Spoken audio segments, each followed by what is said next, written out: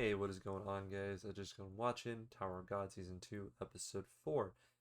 So, I got kind of confused here. This anime has not been very direct with everything, but it does make sense. It's just it's not as much as in your face as like a normal anime, even though it's a normal anime. Anyway, we continue off where our good buddy Bam, who goes by Vile, anyway, he's fighting Love, and Love just hit him with this big punch, knocked him into the wall, and they're playing their little game, fighting over this little receiver, and if he catches it, then he can just go ahead and move on. We just stop the game completely.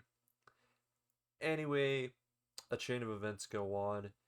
That's kind of important, but not really at all. This is where we get some betrayals going on. So Devil's not really dead.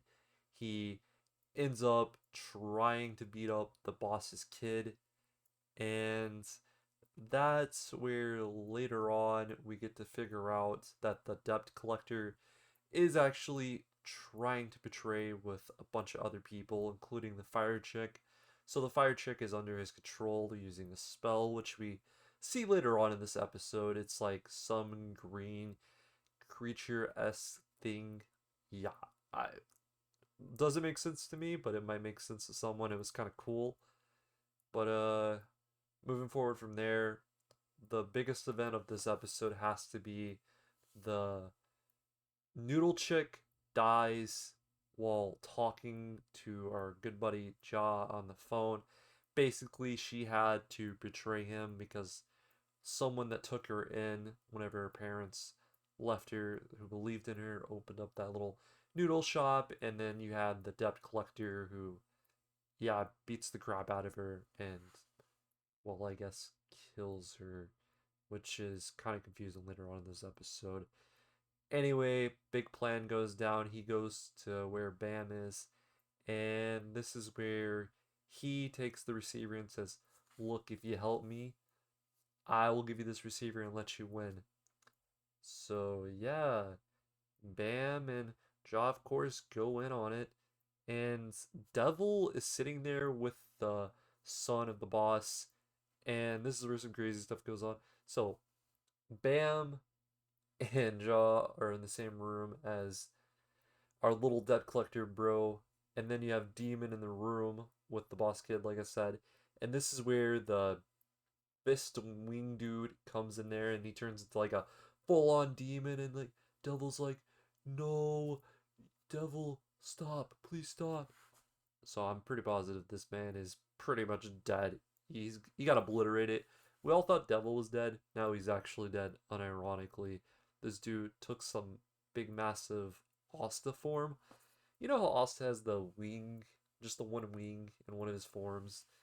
Basically that, and yeah, he beats the crap out of him. Going from there, you have our boy Jaw having the big talk with Debt Collector, and this is where Debt Collector kind of makes some justification that you're gonna have to kill people, betray him, what you're doing, because he was angry, upset, because I guess Noodle Girl was probably like one of his only friends. It really was there at the end anyway. But they enjoyed meals together, so yeah, that was pretty important to him.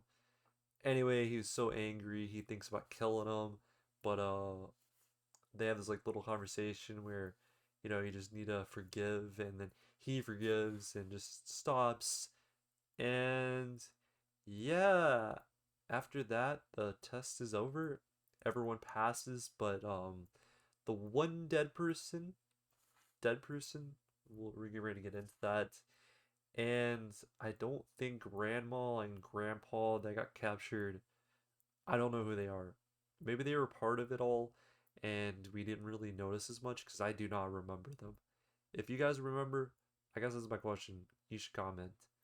But we get into like the big beef of stuff. Director Love is talking to his supervisor, and yeah, he's like talking about how he should be fired for what he did because he took it into his own hands. And boss is just like, hey, yo, just give him some chicken. Right after Love leaves, this is where we get to hear. So, Jaw passing was a part of Fog's plan, and this goes on little after this. So we have Jaw and Vile trying to talk. This is where, they're like, hey, Jaw's like, I'm gonna need you on the fallen floors. We gotta get it together. Why do you want to climb the tower? Bam says. And why did you save him? Or, like, let him go? And, just the generic MC character. Well, he's like the MC now. But he's like, oh, because I don't know how many people I'm gonna kill. And then yeah, you already know where it went. Very end of this episode, after he agrees to it all, this is where we get to see the same chick that was the noodle chick clearly alive, which means she was a plant for Fog, and everyone else is a plant for Fog, technically. That I don't understand is like the son of the boss. Is he like supposed to pass, or is he a part of the whole plot line to bring in everyone else? Because that would connect everyone together in some way. I'm confused on that. Yeah, that's where they confuse us here. I mean, it's a webtoon, so yeah, I guess that's a big part of it. Anyways, I don't blabber too much, guys. Kind of a basis of what's happened here. And let me know if you guys are a little confused on something. It's not really confusion, it's just like, what did I watch? I understand what I saw, but what does she have to do with anything? What's the point of him passing? Why does Fog want him? And we had like some like little thing where they tried to put Bam right beside of him and like a little shadow to say, hey, they're pretty similar. It's just one of those little things they did. But yeah, I guess I gotta say this is. I mean, I didn't really feel emotional in this one, even though it was more or less there at the end. I felt more than anything else. So, flat 7. I don't think this one's gonna kick the hills off you. We might get some later on, but still not a bad anime if you've already seen the first season. Might as well finish it, right? Anyway, guys, hope you stay safe and peace.